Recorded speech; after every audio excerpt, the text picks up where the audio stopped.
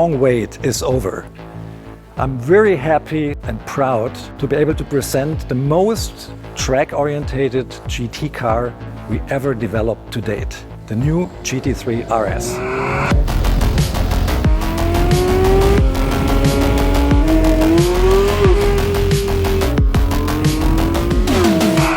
One thing when you first look at the car is very obvious. It's all about aerodynamics. It looks very much like a race car, and it has aerodynamic values, downforce values that are double as much as we had from the predecessor.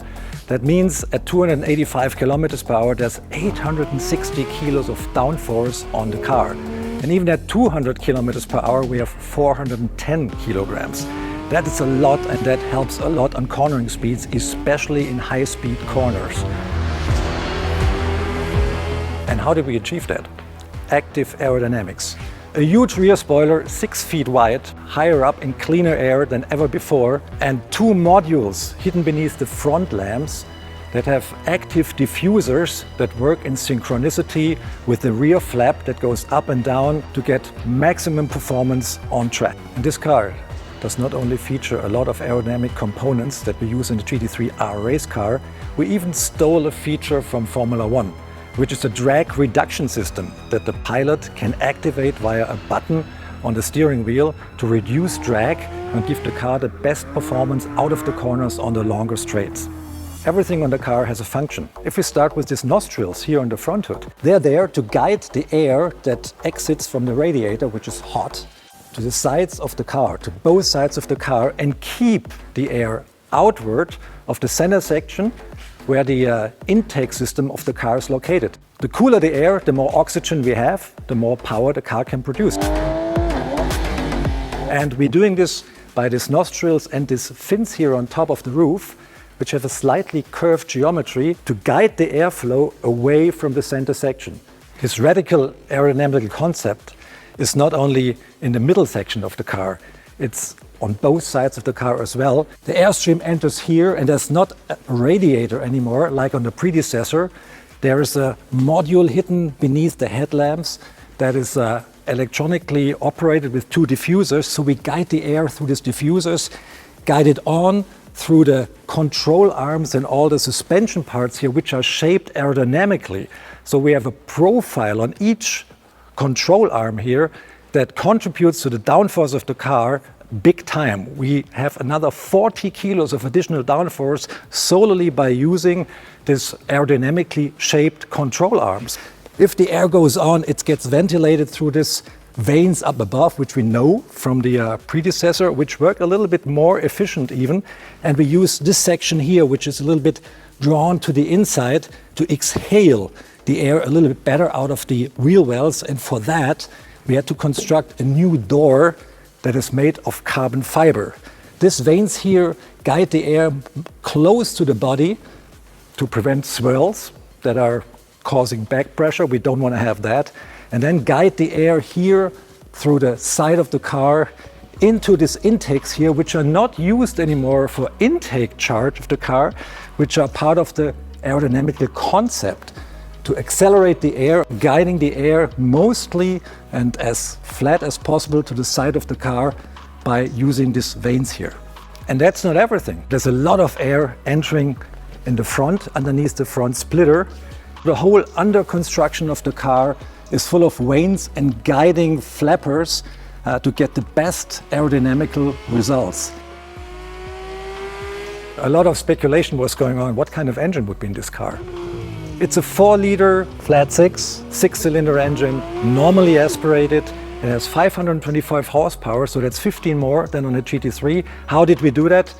Different camshafts, different setup, and the camshaft has higher overlap, creating more ferocity in the revving up dynamics, more power at high RPMs, which is a 9,000 RPM red line. And made it to this fire-breathing engine is a PDK gearbox, quite typical for an RS variant because it's really quicker on the track.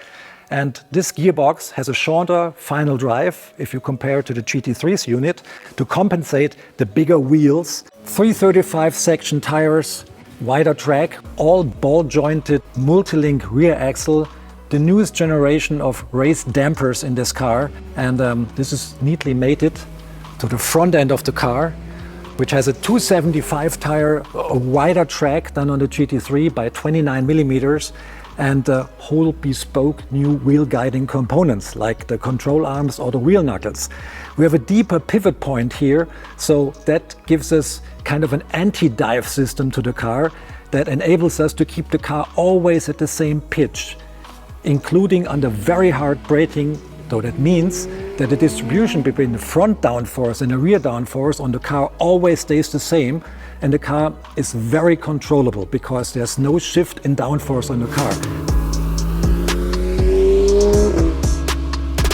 This car here has a 410mm PCCB brake system, which we know from the predecessor and which is superb on the track and on the street.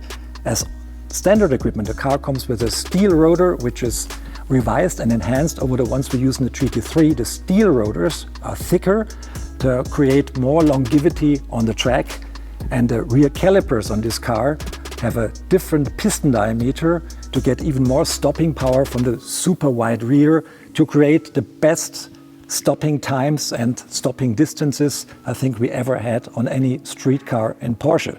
On the quest for maximum brake performance, we have aerodynamical aid here as well, because we can influence this rear wing, which folds up as an active air brake. So we create more resistance, more wind resistance to the car under hard braking, which even decreases the stopping times and makes stopping distances a lot shorter. There's another trick we have up the sleeve. We can control compression and rebound of the dampers in the car. The driver can do it himself. It's really very neat. You don't have to go underneath the car and play around with damper settings there. You can do it from the cockpit. We have these satellites here on the steering wheel where we can influence compression and rebound for front and rear axle.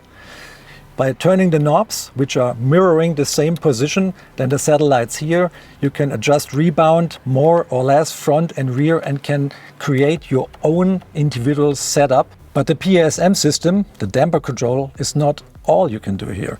There's another button here that says ESC TC, that's a traction control. By push of that button, you get another screen and you can adjust the traction control to your liking, and you can even turn it completely off. Another thing you can control here is the electronic rear differential.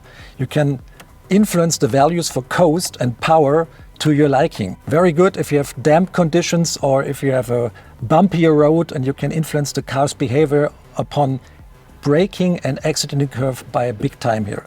There will be a Weissach package as well available for the car. Traditionally, the Weissach package shows off more carbon fiber than this non-Weissach variant here. That means the front lid is carbon fiber, visible carbon fiber, the roof is visible carbon fiber, and for most markets we offer a rear roll cage made of carbon fiber as well, which is in itself 6 kilos lighter than the steel variant. Another goodie here for the Weissach package is you can order the car with magnesium forged wheels as well, which shave off another 8 kilos of the car's overall weight, which in its lowest spec is 1450 kilograms, which is quite a low figure for a car like that, for the size of the car and for all the technology involved. So that rounds it off. I think we have the most hardcore GT variant to date standing here behind me, and there's so much technology and innovation going on, not only to make the car faster, to make it more fun to drive as well. I love to drive it, especially in the high speeds corners on every given track. It's mind-boggling what this car can do.